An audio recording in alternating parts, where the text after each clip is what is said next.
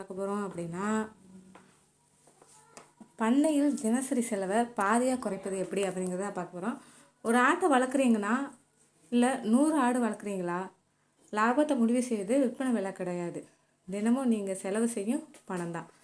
பலர் என்ன செய்கிறாங்கன்னா, ஆடு விலை குறைஞ்சிடுச்சு, லாபமே இல்லை அப்படின்னு சொல்லுவாங்க. ஆனால் உண்மையில் பிரச்சனை விற்பனை விலையில் கிடையாது, தினமும் தெரியாமல் செய்யும் சின்ன சின்ன தவறுகளில் தான். வீடியோக்கு போகிறதுக்கு முன்னாடி மறக்காமல் சேனலுக்கு சப்ஸ்கிரைப் பண்ணிக்கோங்க. 5000 சப்ஸ்கிரைபர் வந்தவுடனே கிவ்அவே கண்டிப்பாக இருக்குது. டெய்லியும் மறக்காமல் கமெண்ட் பாக்ஸில் கமெண்ட் பண்ணுங்கள்.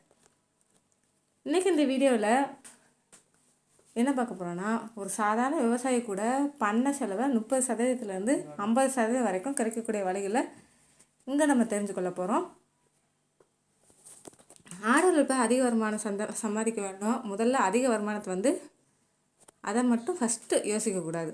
அதிக செலவை எப்படி குறைக்கிறது என்பதை தான் முதல்ல யோசிக்கணும். ஒரு ஆடு தினமும் சாப்பிடும் தீவனம், குடிக்கும் தண்ணி, மருந்து, வேலைக்காரர் சம்பளம், மின்சாரம், போக்குவரத்து, இந்த அனைத்து சேர்ந்து தான் லாபத்தை மெதுவாக குறைக்க ஆரம்பிக்கும். பலர் இந்த செலவுகளை கணக்கே போடுவது கிடையாது. மாத முடிவில் தான் எவ்வளவு பணம் போச்சு அப்படின்னு சொல்லிட்டு அதிர்ச்சி அடைகிறாங்க. செலவுனா என்ன? நாம் தினமும் 1000 ரூபாய் 2000 ரூபாய் செலவு செய்கிறோம் அப்படின்னா 500 குறைக்க முடியுமா? முடியும். ஆனால் அதுக்காக ஆடுகளுக்கு உணவு குறைக்கக்கூடாது, மருந்தை குறைக்கக்கூடாது, பராமரிப்பும் குறைக்கக்கூடாது. அப்படின்னா எப்படி? அதுதான் இந்த வீடியோவில் பார்க்க போகிறோம். முதல்ல செலவு எங்கே நடக்குது? ஒரு சாதாரண ஆட்டு பண்ணையில் தீவனத்தில் பார்த்திங்கன்னா பசுந்தீவனம், உலர் தீவனம், அடர் தீவனம். அடுத்து வேலைக்காரர் சம்பளம், மருந்துக்கு, தடுப்பூசிக்கு, மின்சாரம், தண்ணீர், போக்குவரத்து, அந்த கொட்டகை பராமரிப்பு, இந்த 10 விஷயங்களில் தான் பணம் செலவாகுது. இதில் மிகப்பெரிய செலவு தீவனம். சில பண்ணைகளில் மொத்த செலவில் 60-70% வரைக்கும் தீவனத்துக்கே செல்லுது. அதனால் முதல்ல தீவன செலவை குறைக்கணும். ரெண்டாவது தவறு என்ன தெரியுமா? வெளியிலேருந்து எல்லா தீவனத்தையும் வாங்குறது. பலர் என்ன செய்கிறாங்க தெரியுமா? ஒவ்வொரு நாளும் கடையிலேருந்து மூட்டை மூட்டையாக தீவனம் வாங்குவாங்க. அது ஆரம்பத்தில் எளிதாக இருக்கும். ஆனால் வருஷ முடிவில் கணக்கு பார்த்தா லட்சக்கணக்கில் பணம் தீவனத்துக்கே செலவாகிருக்கும். அதுக்கு பதிலாக என்ன செய்யலைன்னா, உங்கள்கிட்ட சின்ன இடம் இருந்தால் கூட அதில் உங்களுக்கு தேவையான தீவனங்களை, பசுந்தீவனங்களை நீங்களே வளர்க்கலாம். உதாரணத்துக்கு கம்பு, அந்த நேப்பியர் கலப்பு, சோளம், அகத்திக்கொல்லை, சுபாப்புல், சவுண்டால், இந்த இதெல்லாம் வளர்க்கலாம். இதனால் வெளியிலேருந்து வாங்கும் தீவன செலவு குறையும். ஆடுகளோட உடல் எடையும் நல்லபடியாக இருக்கும். அடுத்து ரெண்டாவது தவறு அளவில்லாமல் தீவனம் கொடுப்பது. பலர் நினைக்கிறாங்க அதிகமாக சாப்பிட்டா ஆடு வேகமாக வளரும். இது முழுமையாக சரியில்லை. ஆடுக்கு அதுக்கு தேவைக்கு அதிகமாக போடும் தீவனம் தரையில் விழும், மிதிக்கப்படும், வீணாகும். இறுதியில் பார்த்திங்கன்னா அது குப்பைக்கு தான் போகும். அதாவது உங்களுடைய பணம் குப்பைக்கு போகுது அப்படின்னு அர்த்தம். சரியான முறை பார்த்திங்கன்னா காலை அப்புறம் சாயங்காலம் தேவையான அளவில் தான் தீவனம் போடணும். மீதம் இருந்துச்சுன்னா அடுத்த முறை அளவை குறைக்கணும். ஒவ்வொரு நாளும் கவனிச்சா ஒரு மாதத்தில் பெரிய வித்தியாசம் தெரியும். மூணாவது தவிர தண்ணீரை வீணாக்குறது. தண்ணீரும் செலவு தான். மோட்டாரு, மின்சார பைப்பு, பராமரிப்பு எல்லாமே செலவு தான். குடிநீர் தொட்டியில் எப்போதும் கசிவு இருந்தால் ஒரு மாதத்தில் பார்த்திங்கன்னா 1000கணக்கான லிட்டர் தண்ணீர் வீடாங்களாம். ஏன்னா சிறுதுளியும் பெருவளம்னு சொல்லியிருக்கோம்ல, அதே மாதிரி தான். அதை சரி செய்தாலே மின்சார செலவு குறையும். 4வது தவறு நோய் வந்த பின்னாடி மருந்து கொடுக்கறது. இது மிகப்பெரிய தவறு.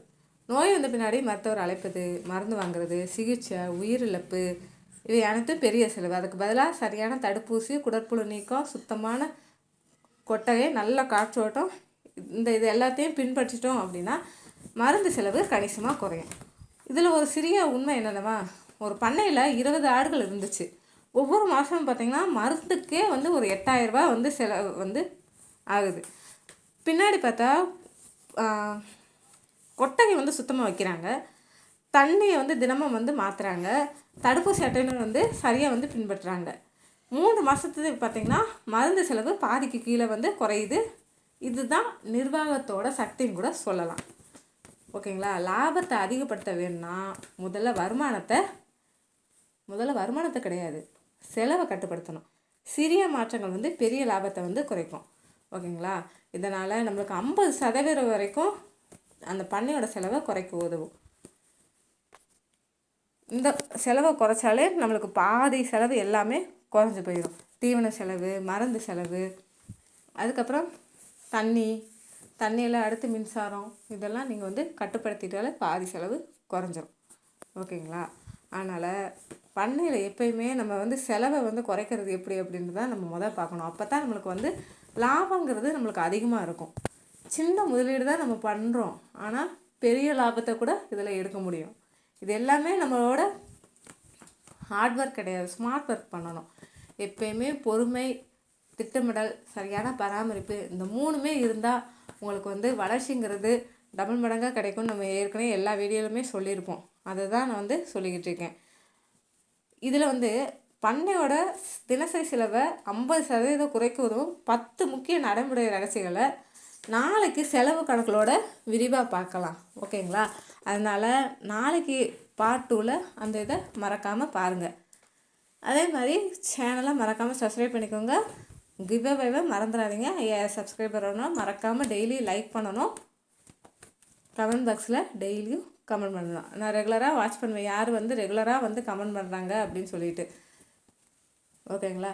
இதில் ரேண்டமாக ஒரு ஆளை செலக்ட் பண்ணி உங்களுக்கு வந்து கிவ்அவே வந்து கொடுப்பேன். அடுத்து பார்த்திங்கன்னா, பண்ணையில் வந்து ஃபஸ்ட்டு எடுத்தோடனே நீங்கள் வந்து கொட்டகை அமைப்புங்கிறது பறன் மேல் அமைக்காதீங்க. அதான் நான் சொல்ல வருது. ஏன்னா வந்து அதுலேயே முக்கால்வாசி செலவு வந்துடும். அதனால் பறன் மேல் வந்து அமைக்கக்கூடாது. ஏன்னா லட்சக்கணக்கில் ஆகும் கொட்டகை அமைக்கணும் அப்படின்னா.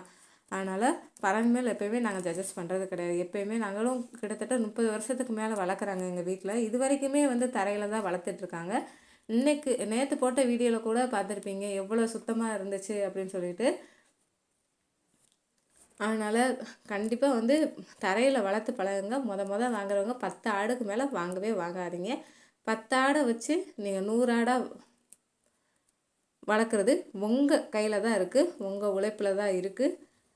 உழைப்பின்றி ஊதியம் இல்லைன்னு எல்லாருமே சொல்லி கேள்விப்பட்டிருக்கோம் இல்லையா? அதே மாதிரி தான். ஓகேங்களா? அதனால் அதை மட்டும் மறந்துடாதீங்க. நீங்கள் இந்த தீவன செலவு இதெல்லாம் வந்து குறைச்சாலே போதும். எல்லாமே அந்த செலவு வந்து பாதியாக குறைஞ்சி பெரிய லாபத்தை வந்து உருவாக்கும். சின்ன மாற்றம்தான், ஆனால் பெரிய லாபத்தை கூட உருவாக்கும். சின்ன சின்ன தவறுகளில் தான் நம்ம வந்து அதை திருத்தி கொண்டோம் அப்படின்னா நம்மளுக்கு வந்து பெரிய தவறுகள் நடக்கிறதுக்கு வாய்ப்பு இல்லை, நல்ல லாபம் கிடைக்க வாய்ப்பு இருக்குது. ஓகேங்களா?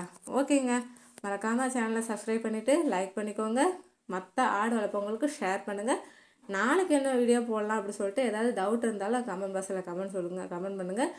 உங்களுக்கு ஆடு சம்மந்தமாக ஏதாவது டவுட் இருந்தால் கேட்பீங்கள்ல, அந்த இதுக்கு வந்து சில நேரம் தான் என்னால் கமெண்ட் பாக்ஸில் பதில் சொல்ல முடியும், சில நேரம் வந்து சொல்ல முடியாது. அதனால தான் கால் பண்ணி கேளுங்க அப்படி சொல்லிட்டு நான் சொல்கிறோம். ஏன்னா நீங்கள் குட்டிகளுக்கு வந்து இந்த பிரச்சனை இருக்குது அப்படின்னு சொல்கிறீங்க, ஆனால் அதுக்கு வந்து விரிவாக எங்களுக்கு கேட்டுட்டு அதில் பதில் சொல்ல முடியாது. அதனால தான் உங்களை கால் பண்ணி நான் சொல்கிறேன். ஓகேங்க, நாளைக்கு என்ன வீடியோ போடலான்னு சொல்லிட்டு நாளைக்கு பார்க்கலாம்.